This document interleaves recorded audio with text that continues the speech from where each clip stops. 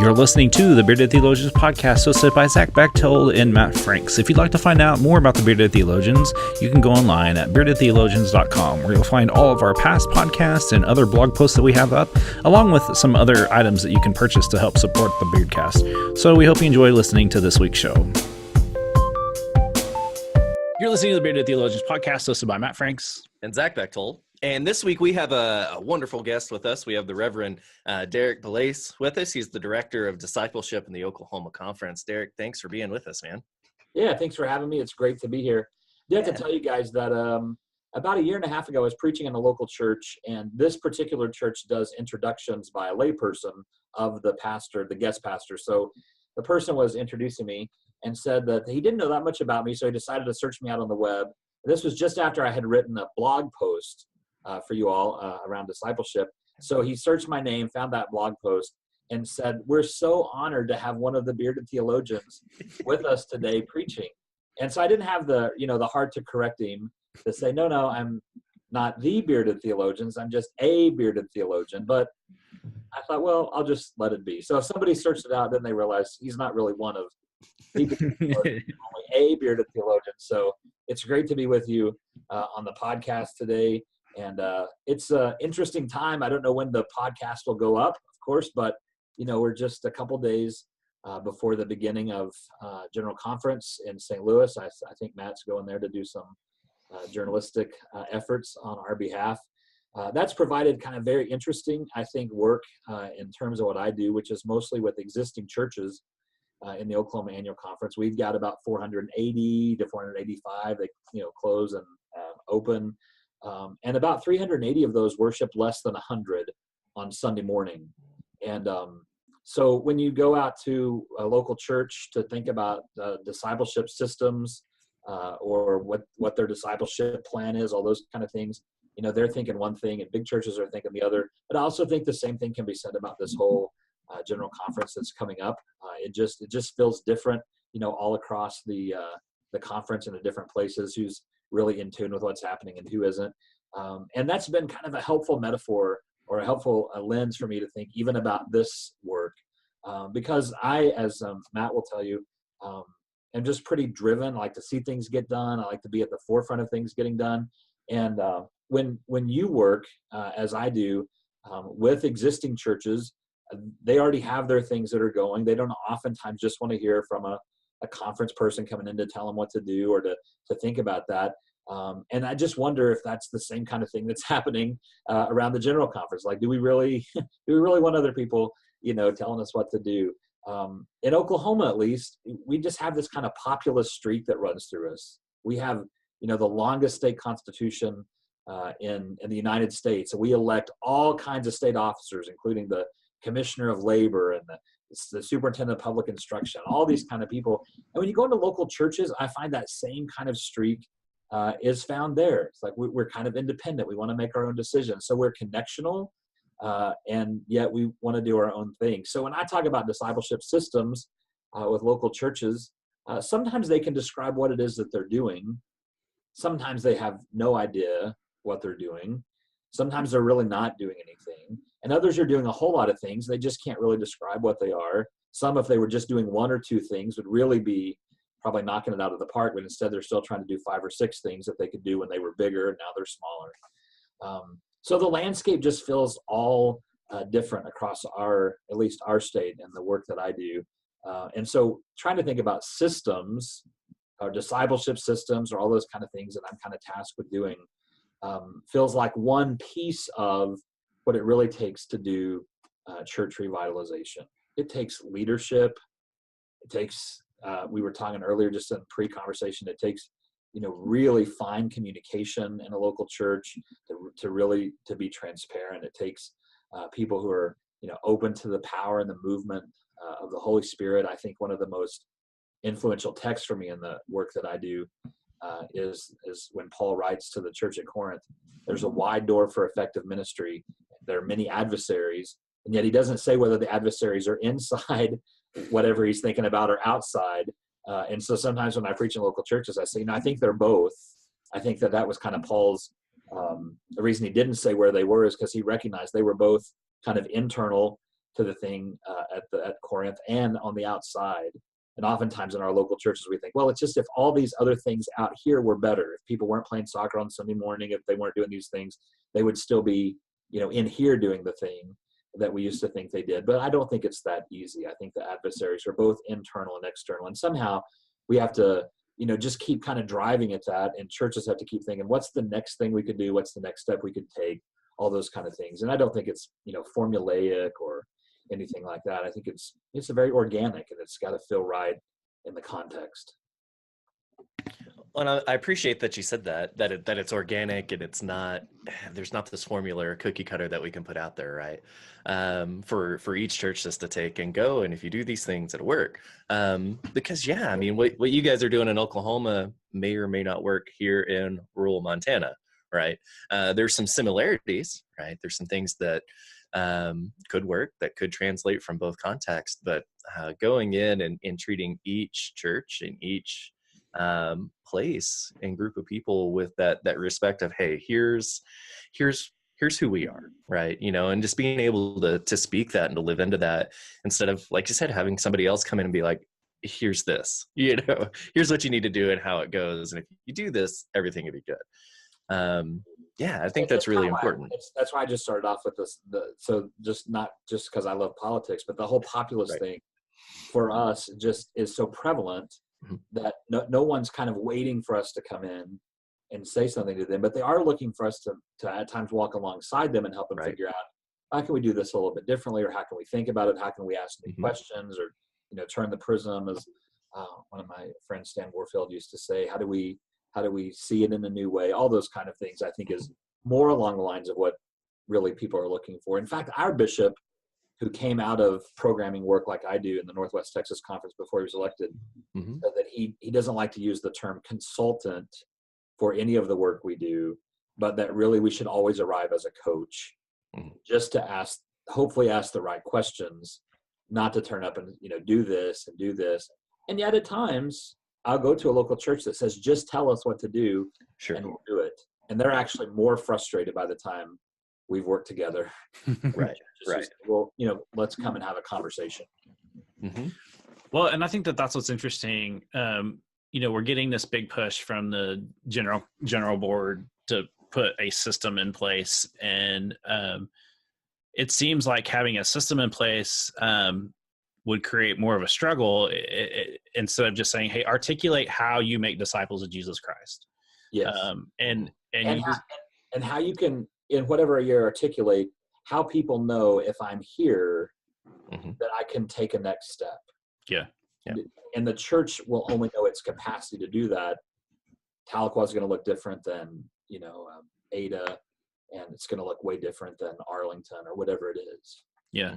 And I think that's the struggle, is that when we hear that, it's that, especially like from the top down, most people realize that that's not going to work, and that we need to create something within our own, it needs to be organic. I love the way you use that word organic, because I think that's more healthier for growth. And you use that term coach, and I think of, a church that's coachable is going to be a church that's going to be willing to look at things differently, to try to get better. You think of athletes, and the great athletes are coachable.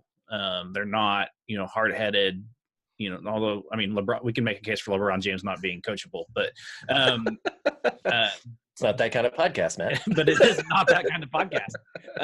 But I think that, if churches want to turn a corner or get better, that they need to be coachable. And part of being coachable is being willing to listen, process that information, and then figure out how they can do what they need to do better. The sports analogy works for me, because the first step for a church in working on their system is identifying what they're already doing. Just like when those people show up to join the team, what are they going to bring to the team? So the local church has to say, what are we already doing well? How are we already making disciples? Every church already is. They're already having worship. They probably got Sunday school. They've got some UMW groups or UMM or, different kind of things. The first thing they have to do is help those groups say to themselves, how are we making disciples? And how are we helping the people in our group transform the world? Every group should be able to answer that on their own before the bigger system answers it. And we use using paragraph 122. So we still kind of buy into the hope model. So hospitality, offer Christ, purpose, engagement, which kind of, outlines paragraph 122 of the discipline. I say in local churches, that's not for the church. The church system has to do that, yes. But every individual part of the system has to offer hospitality and help people connect with Christ and help them grow in their faith and help them engage in the world. I mean, the church will do some of that as a church-wide thing, and worship will do that, and a mission team will do that, and those kind of things. But every group has got to be thinking about that. Oftentimes what our groups do, like say a Sunday school class or UMW, UMM, they'll look at hope and say, okay, well, somebody takes care of hospitality, and Matt offers a invitation to Christ at the end of worship. Now we do purpose, we help people grow in their faith, and then somebody else does engagement. No, every group's got to think how they do all of those things. That's what makes the system go.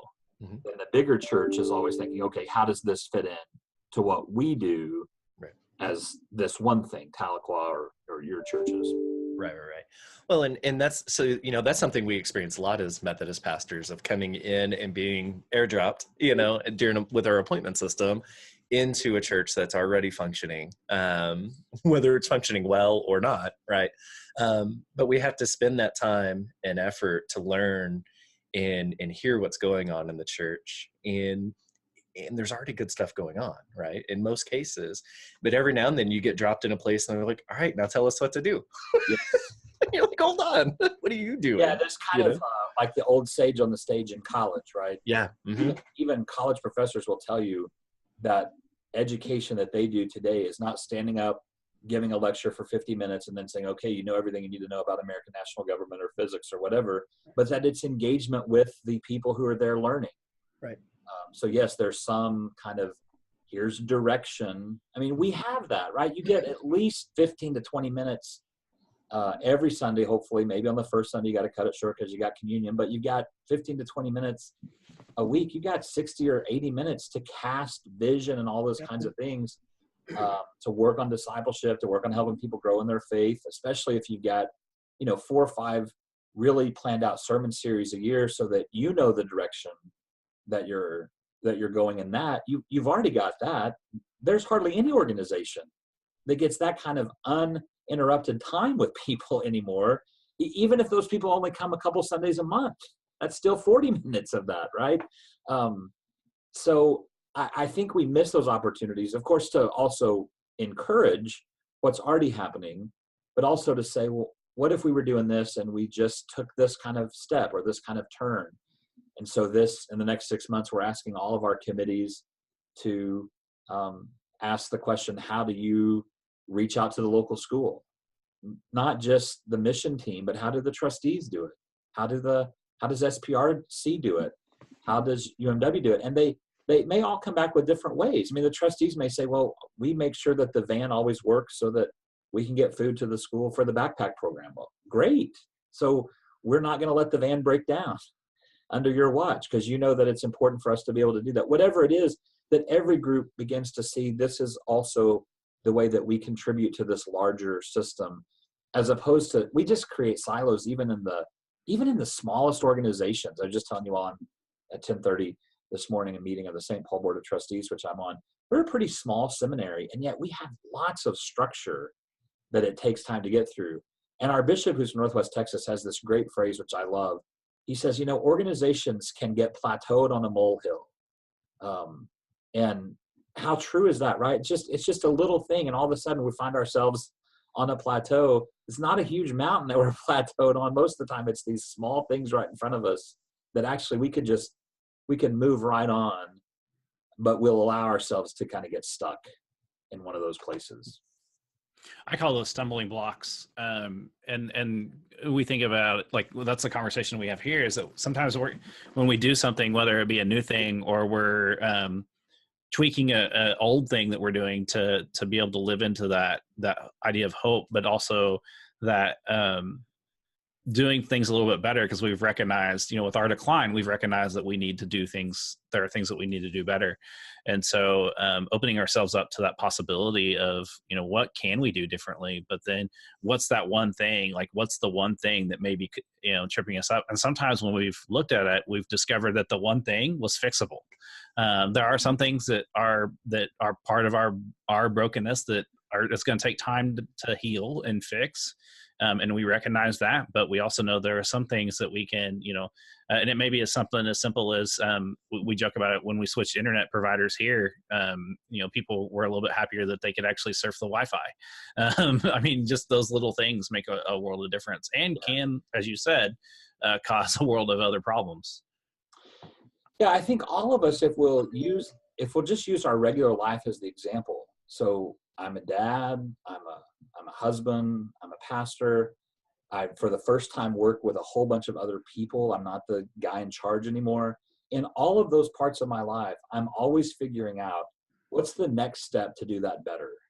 And oftentimes it's just hearing, it's listening. It's not even always reading, though. I do read a lot of books and go to a lot of seminars and discuss things with a lot of people, but oftentimes it's just listening. I was listening the other day to my 3-year-old say something to her babies that I'd said to her that she was then passing on to them in a way that I disciplined her, that I was disappointed in myself, right? Mm-hmm. So I can take a step just by listening and being more attentive to that. And sometimes it's like when we come to these other places, we leave that kind of part of our life behind and think, oh, we're just fine. The church is just fine. We don't really need to change this at all. We don't need to listen to anybody else. We don't need to read that book. We don't need to do anything because we've kind of got this figured out. And yet in all the other parts of our life, we're always making adjustments. We're always trying to do better. We're always trying to be better. We're trying to, to listen to the next thing, to see what other people are doing. And yet we won't apply that in the life of the church. Like we're just fine. We've always we've always had the Advent workshops. This is one of my favorites in local churches. We've always had the Advent workshop. And if you say to them, well, what's coming out of the Advent workshop for you in 2018? And they'll say something. And then I say, well, what was coming out of the Advent workshop in 1970 when you started doing it? And oftentimes they can tell you a powerful story. In one church I was in, they said, we were a new church building our first sanctuary, and we didn't have any chrismons. And so those Advent workshops were started so that the children could make the chrismons, and we were telling the story, et cetera, et cetera. Well, after about 8 or 9 years, they had all the chrismons they would ever need. And so then they started making really wonderful Christmas crafts. And by the time I was working with the church, they were making like stick on Hobby Lobby foam cross kind of stuff. And I said, well, how many people in your church might like to have a couple chrismons on their tree at home? Well, everybody, and especially the grandparents whose kids come over, wanted to be able to. So I said, what if you took your Advent workshop and went back to its original purpose? Not to make chrismons for the church, but so that the people could have them for their Christmas trees at home, and you could give them the way to tell the story. You could give them a little, brochure or whatever it is. Then all of a sudden, the Advent workshop started having this huge influx of their grandchildren and their children. And then guess what?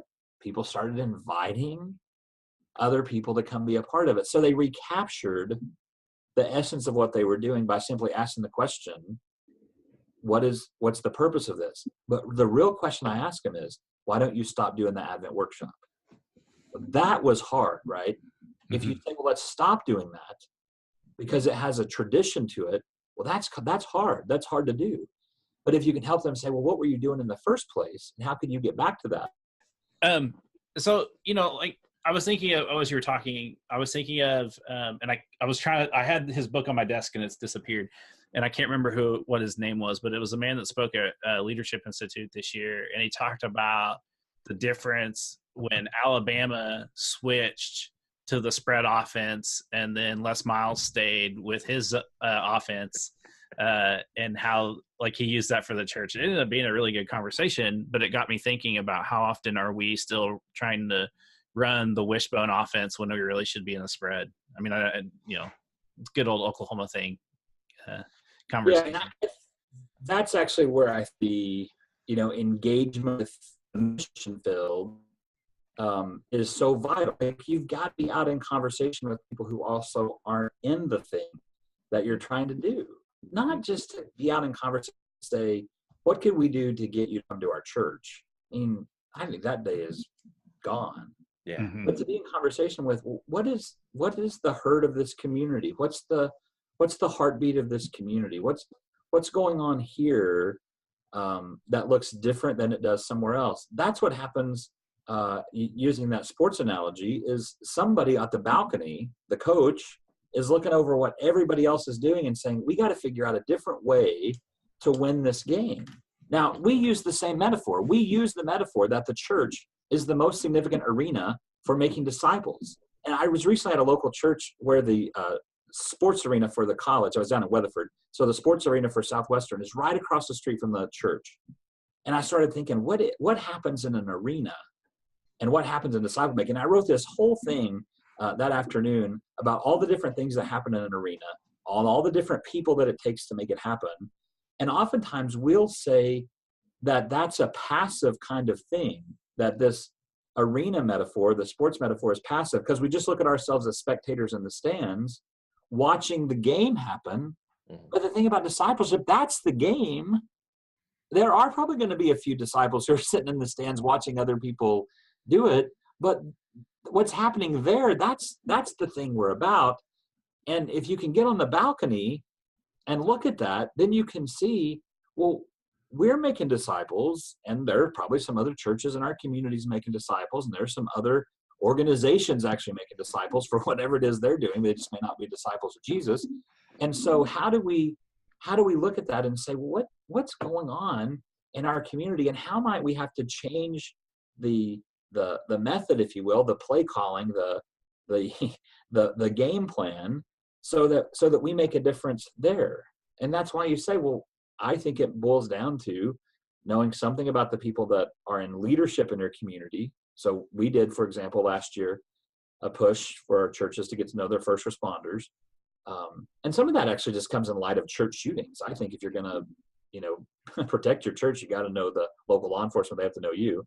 And then what is happening at your local school? And then if you have some other large thing, so Matt has tribal headquarters in his community, but so do many of our communities around the state. Both big and large communities have that. What's the big employer? In Oklahoma right now, we have all these hospitals that have been bought out by these big holding corporations, and then they just quit paying people or quit buying supplies, and yet the hospitals can't rest their hospitals back without federal court intervention.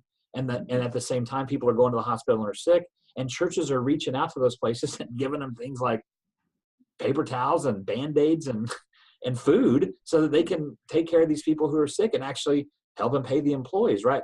Because that's so important. Healthcare in a small community in Oklahoma is very, very important, and keeping a local hospital there is a big thing. So a church that's out of tune with that and is preaching on Sunday morning about the Good Samaritan and go help the person who's in the ditch when they need help and bind up their wounds, and then doesn't see that their local hospital is basically about to close and they're not making a difference in that. I mean, they can be running the wishbone or whatever, and the other people are going to have already figured out that's the place they've got to be doing some interaction. So I don't think it's about church growth. I think it's about living out our mission, which is pretty simple. We make disciples who go out and transform the world. The only world we have is the one that's right around us. I mean, right. Well, and I think, you said it, that's what spurred this was, the church being that, but people aren't walking through our doors. And we've got to lose that idea, that mentality that people will walk through our doors, right? Because they're not, and there's not a lot we can do to change that. I mean, some people are, but in response, the way that we've been reshaping church is just simply asking, what is it? And we get the good general Sunday school response of, oh, it's the people. You're right. But where? The people are half of it, but where is church? And getting people in our little rural communities to go, Well, it's certainly the building that we meet in on Sundays, but it's also the tractor. It's also hiking out in the mountains. It's also in this bar. It's in the library. It's all of these places that we are. And so how do we begin to spread what we do on Sundays, whether we walk in the church doors or not, into all of these other avenues and all these other spaces in our world that then bring along, the mission, the hope, all of these things, right? Yeah, and I think that's where the kingdom, that's where the kingdom then flourishes, right? Because so the most powerful story I think that I have from my time in the local church happened when I was in Prague, my last appointment, and they have huge Czech influence, and they have a thing called the Kolache Festival every year, and they have a huge carnival. And while they were having the carnival owner died. Wow. During the thing. I mean, as they were setting up, he died in his sleep from a heart attack. And, carnival work is by contract. And they had a contract to do our carnival. And the next week they had a contract to do the carnival in another town. So the funeral home owner said, the family wants to have a funeral as soon as the carnival's over, before they move to the next town, because this is all the chance they're going to have.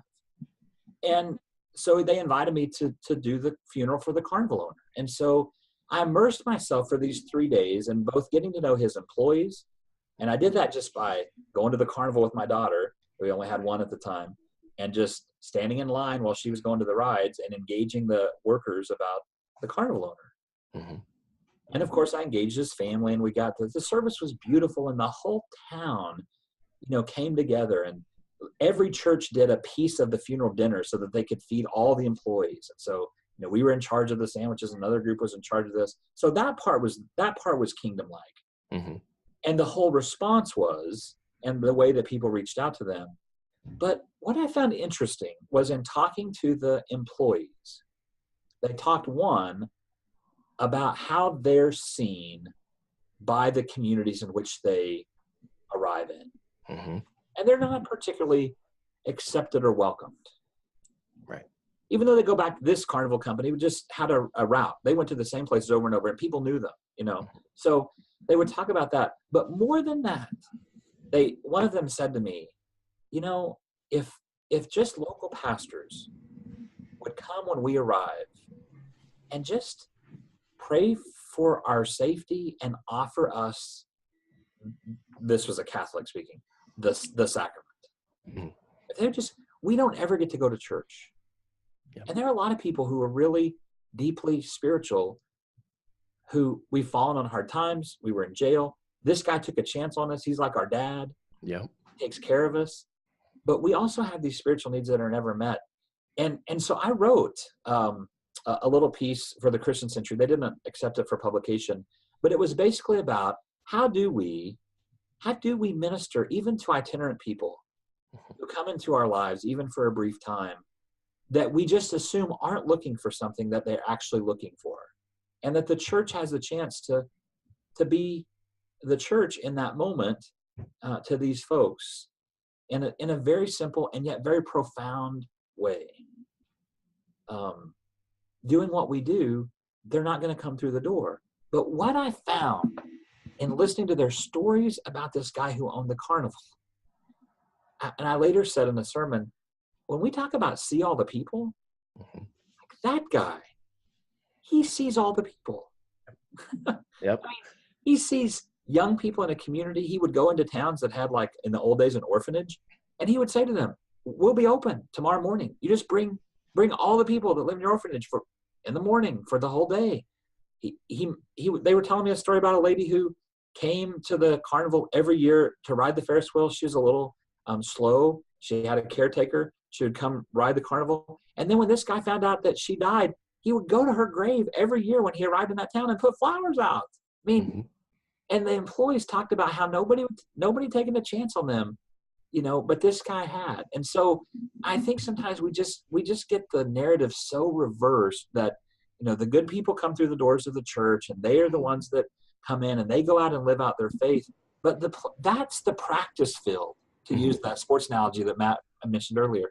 Like the church, that's where we practice. We practice in the church. We practice on each other. We practice disagreement and all those kind of things. So that when we're out there in the mission field, people look and say, there's got to be something different about that person. What is it? Mm-hmm. Because he follows Christ, because she follows Jesus, there's something different about that person. And we have to be able to see it across the board and to recognize it for what it is. And for the church then to say, well, what can we do? Not always just here inside the thing, but also out there where the people are. And so I can't let that image go of that particular moment in time, and especially the service itself, where there's flowers lining the wall of the chapel from all these communities that this guy had served, from all these people from across the U.S. who wrote to me to say, I can't make it for the funeral, but I was released from prison. That guy gave me my first job, and then I was able to meet somebody, and now I'm established here in this town doing this, whatever. I mean, that's seeing all the people. That's engagement. But Andrew Burlingame did not go to church on any given Sunday morning because he was packing up his carnival to move to the next town so that his people could do what they did. But my suspicion is if a local church, when they arrived in that town, had said, we're going to come down for a 20 or 30-minute short service with your staff, he would have been there. Mm-hmm. For sure. I've got a buddy, man, he's a local pastor a couple hours down the road from me, and he's old. He wouldn't mind me telling that he's old. But that's what he did. He in his background, he started working in a carnival, ended up being able to work himself up in a place where he bought his own and traveled around with them. And you talk about seeing the people. Yeah. I mean, I think of Dave. I'm like, that's Dave. I mean, he just sees people. And he's a very quiet, unassuming man. But my God, he loves people, and he sees, from the church doors beyond. And I mean, he'll call you on it. Hey, what about those guys? What about over here? And it's like, oh, you're right. You're right. And just so in tune with that. Ability to also be kind of corrected in our seeing the people, the ability to have others speak into our life to say, are you seeing that? Or do you see what I see? All those kind of things. That's huge. And it's a part of who we are. I mean, as Wesleyans, we believe in Christian conferencing. We believe in accountability. We believe in doing that through a small group. And you can do that well if you have that kind of trust built in your life, where you can receive that, not to receive it as criticism or correction, but to say, what, I just missed that. And I'm glad that you are in my life to help me, see it in a different way. That's the part of being in community, right? And because we get focused over here, and we've got to have somebody else, a community around us going, well, there's this too, and then there's this, because when we get that linear focused, we miss everything on the outside. Because we're focused here, right? And I only interact with about 10 or 12 people a day on any given day, if I really think about it. Mm-hmm. Right. I was recently in a local church within the 5-mile radius of the largest concentration of the richest people in Oklahoma City. Now, this church doesn't reach them in their mission field because this church is doing other things. Mm-hmm. But when I was pushing them on their mission insight data, and they were looking at it, they're like, this is inaccurate. We don't have rich people in our neighborhood. I'm like, in your 5-mile radius, you're closest to the largest concentration of the richest houses in Oklahoma City, a place we call Gaillardia. And she just kept pushing me that wasn't accurate. So I finally decided to do another thing that I do sometimes in presentations, is to say, all right, everybody just write on a piece of paper, what's your normal traffic pattern from this location where we sit now to where you spend most of your time? Well, for her, everything she did, because she was in her 70s, didn't drive at night, you can list all the things, everything she did from that church was from the church south. Well, from that church south, it's very poor. From that church north, very rich. She never goes north. Now, I think she recognizes that particular area is a rich part of Oklahoma City, but she just doesn't think about it being in their mission field. Right. So she's like, that can't be accurate. That just can't be. Because her life doesn't have her doing that. Mm-hmm. I live in Edmond, it's a pretty wealthy part of Oklahoma City, suburb. But guess what? I don't really go north of where I live. And I live on the very south edge of Edmond. And my daughter goes to a school on the very south edge of Edmond. So I have to go way north before I even see most of that. And I don't spend most of my time doing that because I work and live and do most of my stuff in Oklahoma City. Mm-hmm. And by the way, I never get south of where I'm at in Oklahoma City at my office unless I need to intentionally go that way. So then I don't see that. I mean, we just have to be cognizant of our own daily patterns. Right. And to be aware that there's nothing wrong with them. They're just what they are. They're just a part of our reality. And if we want to see something different, then we have to do some changing of that in our own lives. It won't just come to us because it just won't. Yeah. Well, and I think that's the deal is having people, like I always joke, what was your Walmart conversation today? When you were at the store at Walmart and you're talking to that worker, how did you, Yes. how did you respond? How did you treat them? Did you treat them with the love of Christ, or were you god awful to them? Because understand that that's the witness that you're sharing to those people. And we've had fun about that, because I've talked about some of the struggles I've had. Like, hey, I came in with a bad day and she was real chipper, and I just, but I also have that reality of like, hey, I'm here to share Christ with people in everything that I do. And that's not just my job. That's part of the baptismal covenant that I've entered into, when I was 17. And so, like living it, having people realize that, I think that's important, that's part of who they are. It's not just designed for the pastors, those people that are in leadership, that telling people you all have what it takes to make disciples. It's not just for the chosen few, it's for everyone. And I think far too often that gets lost in translation, that we have staff people and, we those are the people that make disciples, those people up on the stage, or those people that are like the Sunday school teacher. It's just their responsibility. And like, no, it's everybody's. I'm actually fine with people knowing I'm a pastor, because oftentimes they think, pastor's got some problems. I'm much more nervous that people know I'm a Christian and I'm not living that out. Mm-hmm. People have all kinds of images of pastors, good and bad. But I want I want what people see of me as a follower of Jesus to come through. I was recently asked, becoming a part of an organization, to describe my spiritual practices. And I said, I could describe my spiritual practices, but I'd be much more interested in how my neighbor would describe my spiritual practices than how I do. Because I know what I'm trying to do. I know what I'm attempting to do. And I can describe even how I fail at doing those things.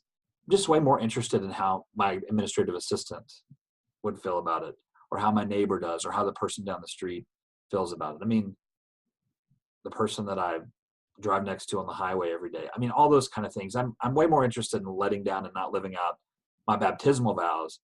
I'm way more worried about not resisting evil, injustice, and oppression in whatever ways they present themselves than I am about ticking off the things I'm supposed to do as a pastor. Because actually, those things are pretty easy, I find.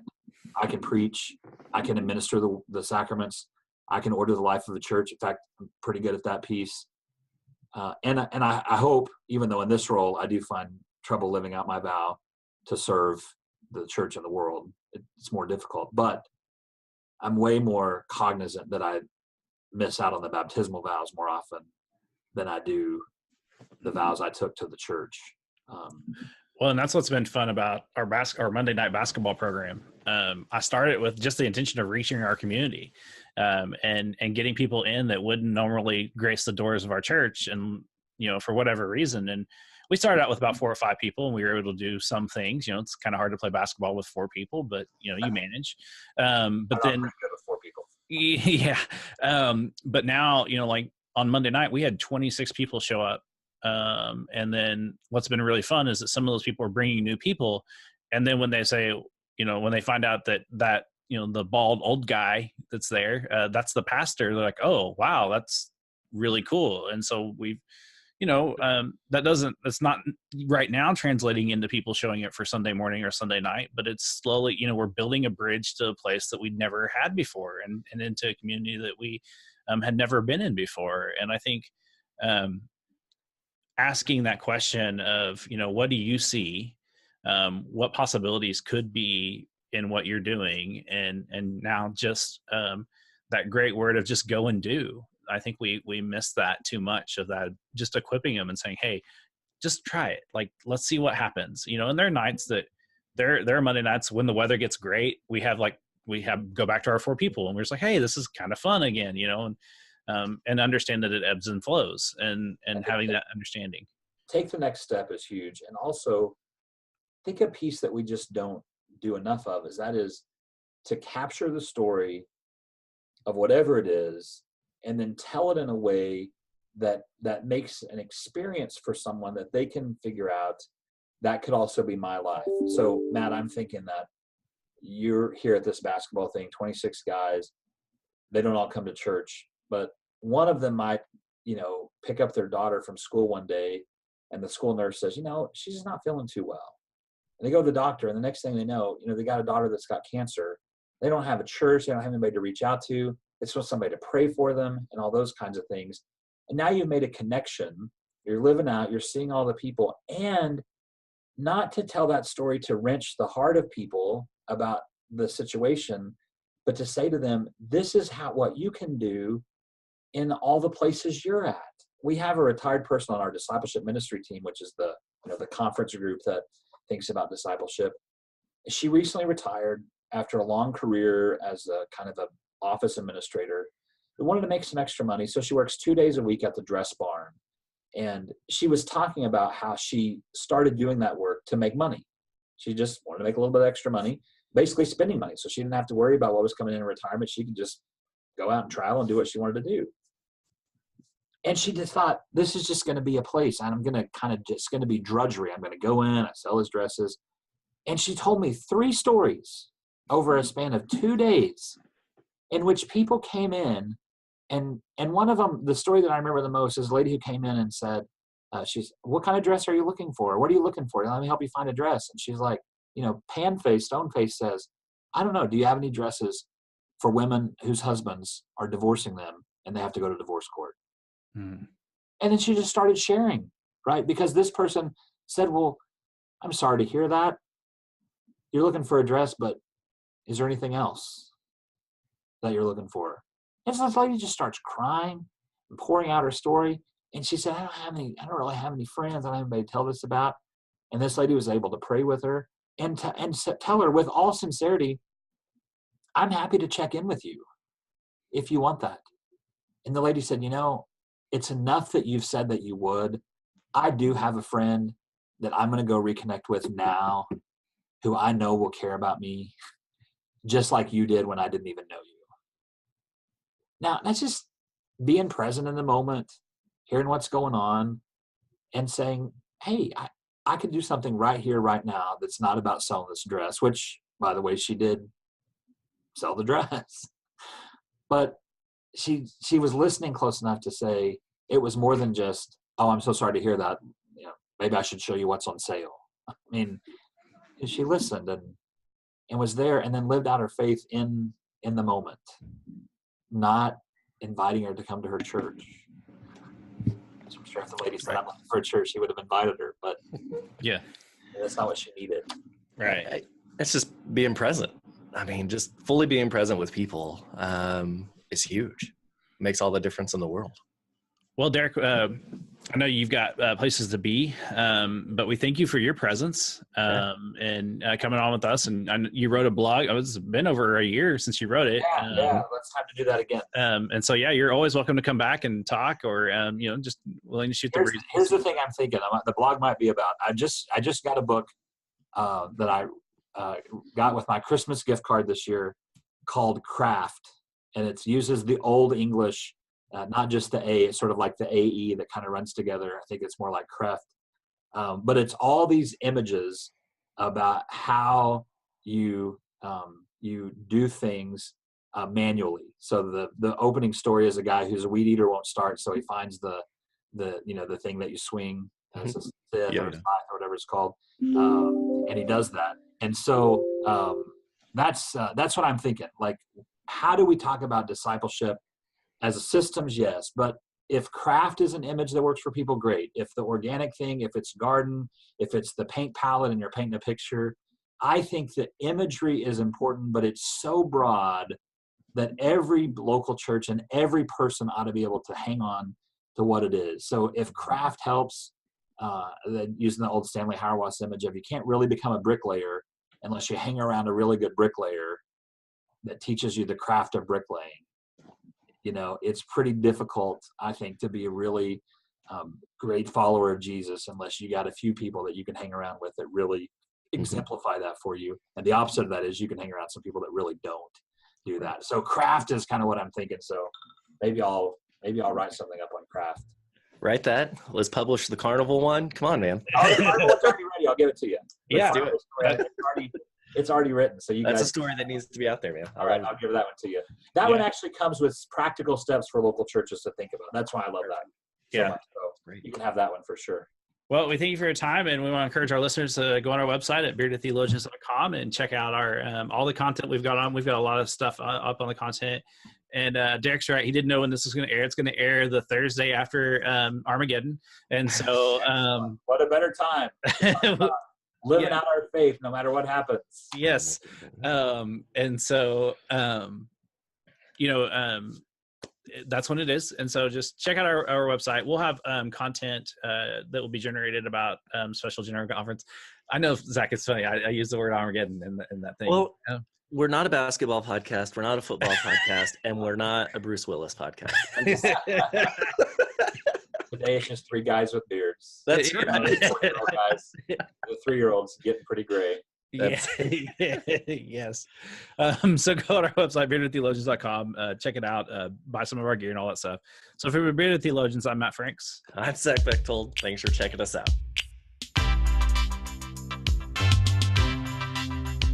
We hope you've enjoyed the conversations that we've had today on the Bearded Theologians Beardcast, and we'd encourage you to continue those conversations online at beardedtheologians.com or on our Facebook page. We also hope that you pick up a couple of coffee mugs to satisfy your coffee mug collection. Have a good day.